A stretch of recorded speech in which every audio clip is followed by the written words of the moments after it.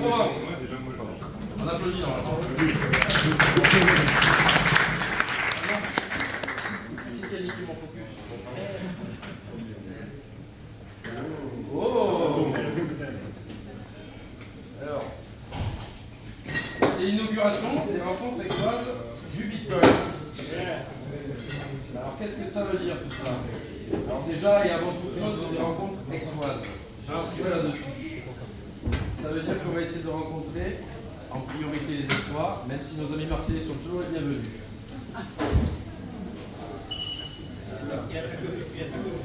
Alors, ce qu'on aime dans ces rencontres-là, ça suit les règles des meet-up condensées Découvre Bitcoin qui sont présents dans la pièce. On n'est pas là pour faire de la polémique, pour voilà, inciter à la haine, tout ce genre de choses, dire que le Bitcoin va pouvoir déclasser l'État, c'est pas notre truc. Les rencontres exotiques du Bitcoin, c'est pas fait pour ça. On ne parle pas de spéculation ici, donc le prix, on s'en fout. On n'est pas là pour faire du trading, on laisse ça volontiers aux gens qui sont chez Goldman Sachs et compagnie et à qui on confie un patrimoine pour faire du rendement.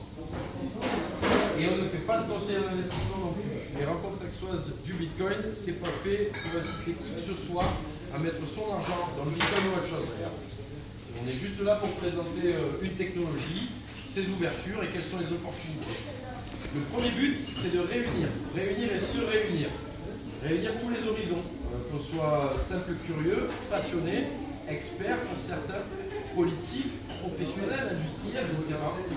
Le but, c'est de se réunir et d'en parler. Se projeter. Comment on peut utiliser Bitcoin pour se projeter dans l'avenir, quel que soit voilà, l'impact que ça peut avoir sur nos vies économiques, sociales, philosophiques. On en parlera plus tard, mais pour moi, ça en a énormément. Et enfin, se protéger, c'est un pan très important. Quand on commence à découvrir Bitcoin, certains appellent ça le rabbit hole. On découvre qu'en fait, il y a quelque chose d'assez négligé dans notre société, c'est la sécurité et l'hygiène informatique, qui touche tout le monde, même les gens qui ne s'intéressent pas à Bitcoin. Mais c'est quelque chose de très important et dont on prend conscience dès qu'on met de la valeur sur Internet. Voilà. Donc le Bitcoin. Alors, ces événements restent ouverts. Certes, l'association qui est en train de se monter au cours d'enregistrement s'appelle l'association exoise du Bitcoin. On va faire les meet-up exois, les rencontres exoises du Bitcoin, mais ça reste ouvert à tout le monde. Voilà. Donc il y a des gens qui s'intéressent à d'autres technologies. On n'a absolument pas de problème avec ça. Il n'y a pas de maximalisme toxique ici. On discute et on essaye de prendre le meilleur de tout ce que tout le monde peut apporter.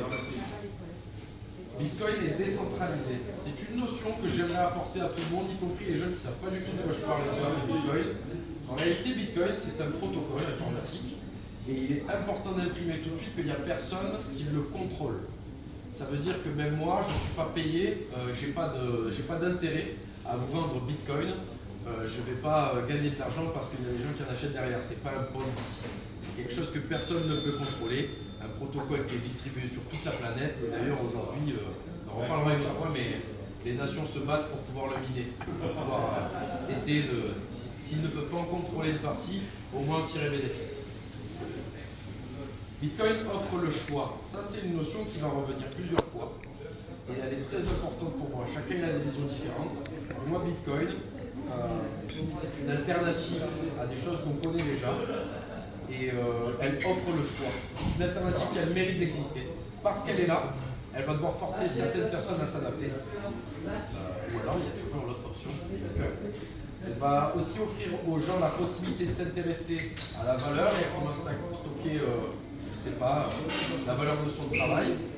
Et elle va offrir le choix de est-ce que je veux absolument tout contrôler, être en self-custody, c'est-à-dire détenir moi-même les choses, les sécuriser moi-même parce que je suis passionné d'informatique. Et il y en a d'autres qui sont incapables de faire tout ça. C'est des entrepreneurs et ils préfèrent faire confiance à des banques notamment. Donc Bitcoin offre le choix, c'est une menace pour personne. Ça va? Super. C'est une menace pour personne et au contraire, c'est un formidable dynamisant économique parce que du coup, des services peuvent se créer pour toutes sortes de besoins Et chacun trouvant chaussure à son pied, moi je pense que l'économie fonctionne comme ça, le meilleur survit et quand il y a de la demande, il faut y pourvoir. Une opportunité pour tous et toutes. Bon, j'ai un peu empiété, excusez-moi, je suis un peu chaud, j'ai pas des verres de vin. C'est une opportunité pour tout le monde, pour les banques, je pense pour le territoire, pour les élus locaux, pour les citoyens, pour les entrepreneurs. Bitcoin, c'est une porte qui s'ouvre sur de nombreuses choses. On ne parle pas que de spéculation ou de choses comme ça, justement. Il y a les paiements, il y a les services, il y a tout un tas de choses. Et si on ne s'y positionne pas tôt, il y a des gens qui prendront nous à notre place. Hein, c'est comme tout. Encore une fois, j'ai empiété. Bitcoin est avant tout une opportunité pour tous et toutes. Avocats, avocates, banques, prestataires de services et autres éducateurs comme Découvrons Bitcoin ou comme votre serviteur ce soir. C'est avant tout une opportunité, il faut le retenir comme ça, je ne veux diviser personne. Alors, on va revenir rapidement aux fondamentaux de Bitcoin. Moi, je ne veux pas vous endormir et vous bercer de techniques pendant des heures que vous allez ronfler. Donc, qu'est-ce que c'est? Attendez, j'ai un petit bug technique, ça va arriver. Voilà. Un registre mondial ouvert et vérifiable. Bitcoin, il faut bien se rendre compte d'une chose. C'est une grande usine à gaz à comprendre quand on ne connaît pas.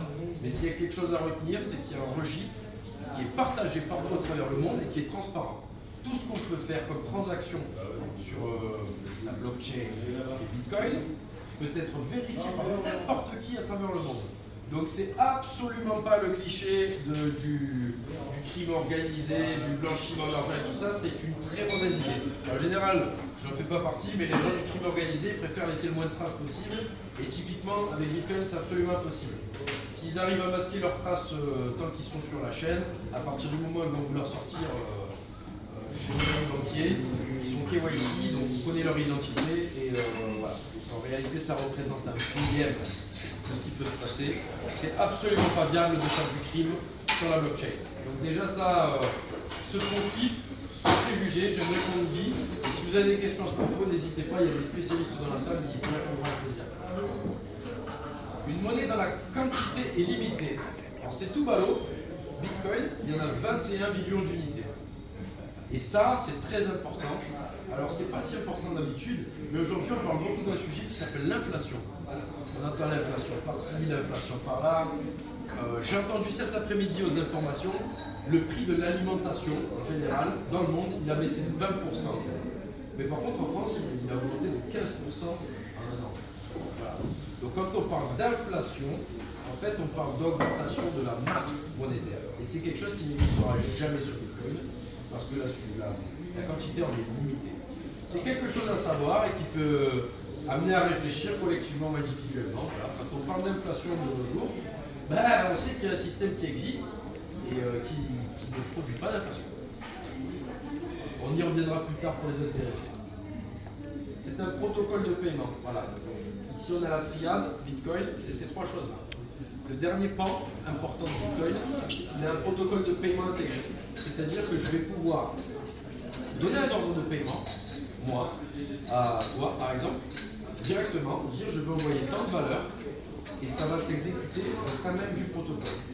Voilà. C'est une des grandes différences avec les protocoles de paiement qui existent à l'heure actuelle, qui ont besoin à la fois de faire processeur de paiement, mais également de se mettre en contact avec un système international comme SWIFT et avec les banques, etc., de gérer pas mal de choses.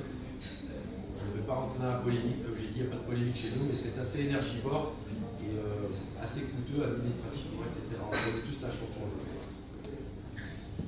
Le plus important, selon moi, protocole de paiement, on enchaîne sur non contrôlable, non censurable. Qu'est-ce que ça veut dire? Eh bien, ça veut dire qu'il n'y a personne qui va pouvoir, si vous détenez du Bitcoin, vous empêcher de pouvoir faire transiter cette valeur à quelqu'un d'autre, n'importe où dans le monde, à n'importe quel moment.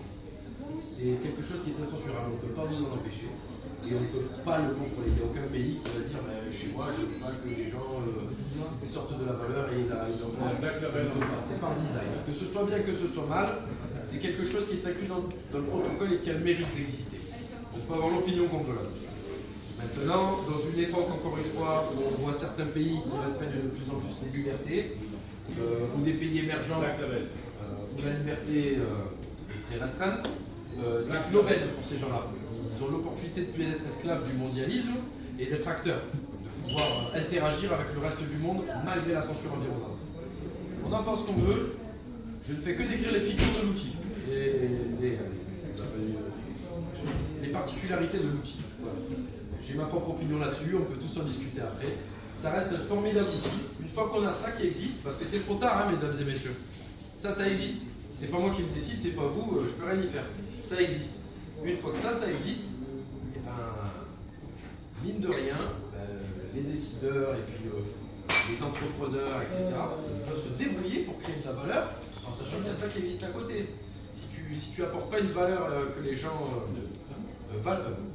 reconnaissent, ben, ils savent que de l'autre côté, il y a une alternative. Et le simple fait que ça existe améliore l'ensemble des produits et services qui peuvent exister dans la vie civile. Voilà. Donne du choix, j'y reviens, c'est exactement ce que je disais. Ça existe, donc à partir du moment où ça existe, ben, ça donne le choix. Et si ça donne le choix, ça veut dire qu'il y a une multitude de possibilités, et pas seulement je passe par le système bancaire traditionnel, je passe par Bitcoin, ça c'est une réalité, c'est hors des réalités. En réalité, c'est beaucoup plus nuancé. Il y a tout un tas de services, il y a tout un tas de choses à créer, à faire, qui ne sont pas faites à l'heure actuelle. Des services de paiement, des services de custody, donc de dépôt, de confiance, etc. Et toutes sortes de services qui sont à construire. Hein. Je nous fais confiance pour les trouver. Voilà. Donc c'est une notion que j'aimerais bien que, si on devait réfléchir à un truc sur les prochaines séances, moi, tout le monde a sa façon de voir les choses. Moi, Bitcoin donne le choix. C'est mon principal leitmotiv. Enfin, pourquoi c'est important sur notre territoire d'en parler? Parce que Bitcoin promeut l'innovation. Il y a des pays, comme je vous ai dit, en Inde, en Afrique, en Asie, etc. Ils sont très conscients des avantages du Bitcoin parce qu'ils ont des services bancaires qui ne fonctionnent pas. Du coup, ils le connaissent déjà, parce qu'ils s'en servent et que ce n'est pas censurable. Et ces gens-là, ils avancent très très vite dans l'innovation. Ils créent des nouveaux projets, des nouvelles blockchains, tout un tas de trucs. Qu'on soit d'accord ou pas, Bitcoin promeut l'innovation. Sans Bitcoin, il n'y aurait jamais eu Ethereum, il n'y aurait jamais eu d'autres crypto-monnaies, d'autres projets, de nouvelles manières de lever des fonds, des financements, tout ce genre de choses. Libre à chacun de juger la valeur de ces choses, mais en tout cas, c'est Bitcoin qui promeut l'innovation.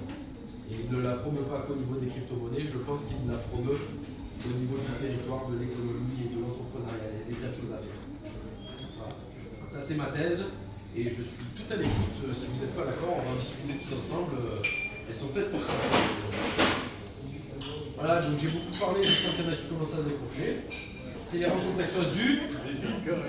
Voilà, très bien. Donc il y a plusieurs objectifs à ces rencontres. Je crée une association, donc ça s'inscrit vraiment dans la mission qu'on va se donner. Entretenir des relations avec les acteurs du territoire. Je parle de tous les acteurs du territoire, c'est-à-dire les élus de la ville, c'est-à-dire les entrepreneurs, les industriels s'il y en a, les associations, les autres associations, et les citoyens ont aussi une mission d'accueil et de discussion, voilà, tout simplement d'information avec le citoyen. Notre but, il n'y aurait pas d'association, il n'y aurait pas ces réunions-là si le but n'était pas d'entretenir des relations avec tous les acteurs du territoire sans exception. Voilà. Être un point de référence pour les particuliers et les pros. Donc effectivement, il y a la partie on rigole, on boit du vin et on fait des projections, mais en réalité, le rôle de l'association, ça va être aussi de la ressource documentaire, du réseau, pouvoir répondre au mieux à des professionnels qui se posent des questions, à la ville si elle s'en pose. Toutes sortes de personnes pour pouvoir les rediriger aux gens de notre région. Il y a des gens qui ont des besoins et qui vont, parce qu'ils sont fortunés, intégrer Bitcoin dans leur stratégie et de le faire en custodie. On a des amis banquiers qui sont venus et qui savent le faire. Et plus ça va aller, plus on va avoir des contacts dans absolument tous les domaines. Et on va y revenir un peu plus tard parce que déjà dans cette salle, il y a beaucoup de talent. Assurer des événements réguliers. Très important. Donc on va boire du vin et on va parler de Bitcoin régulièrement. Mais la deuxième partie en réalité est la plus intéressante. Et des ateliers autour de Bitcoin, des paiements et de l'hygiène et de la sécurité informatique. Ça me tient à cœur. On va pas seulement parler et brasser du vent. J'aimerais qu'on crée ensemble et avec les compétences locales, je pense à ton association en sécurité informatique, etc., je voudrais créer avec les intéressés des ateliers, des workshops concrets. Comment on peut éduquer les gens, les particuliers et les professionnels à être un peu plus sensibilisés à la sécurité informatique, au domaine des paiements, comment ça marche, pourquoi je paye autant de frais, qu'est-ce qui existe, etc. Même en dehors de Bitcoin. Bitcoin est une solution, c'est pas la réponse à tout. Et voilà, de l'hygiène et de la sécurité informatique, j'en ai parlé, mais ça c'est un grand sujet qui, pour moi, étant donné qu'on est en pleine transition numérique, ça s'arrête jamais, ça va très vite. Il y a beaucoup de gens qui sont laissés pour compte de toutes ces évolutions, et c'est autant de vulnérabilité. Ça va très vite, les gars, il y a l'IA, il y a tout ce que vous voulez. Autant de vulnérabilité, si on ne se met pas à jour, c'est très rapide d'avoir un petit commerce, avoir plein de failles informatiques et Wi-Fi, etc. Et il y a en réalité de tout perdre, c'est possible. On ne veut pas faire peur, mais en tout cas, on se donne comme mission d'aider comme on le peut si c'est possible. Et enfin, le plus important, sinon je n'aurais pas choisi de faire la Meetup à Aix, mettre en avant la ville d'Aix-en-Provence et contribuer à la pousser un peu plus à l'avant-garde de l'innovation. Voilà, c'est important. Alors, il y a des gens qui ne sont pas là, je sais qu'on a des gens qui s'intéressent beaucoup à l'innovation, notamment Madame Auger, qui est élue à la ville. Monsieur Sarah-Cugnel qui est élu à la ville aussi et qui est délégué au numérique. Des gens qui sont assez pointus, mine de rien dans ce domaine-là. Et pouvoir profiter de toutes ces compétences et des connaissances des bitcoiners, ça va aider la ville à être, et pourquoi pas, mon rêve le plus grand là, c'est de réussir à faire pourquoi pas un festival ou un événement assez conséquent avec des spécialistes. On en a dans la salle, Fanny Michalakis, spécialiste du réseau Lightning, on connaît Loïc, spécialiste de Bitcoin et de sa sécurité. Gilles Cadignan, qui est un ami aussi, qui lui a créé une solution pour faire des signatures infalsifiables de documents sur la blockchain Bitcoin, donc on ne parle pas d'argent. Voilà. En réalité, les talents en France, il y en a énormément. J'aimerais bien faire de Aix-en-Provence un pôle culturel et pourquoi pas faire des événements qui fassent vivre l'économie locale, au moins pour le moment de sa durée. Voilà, c'est à peu près tout, je ne vais pas plus vous endormir. Merci à tous.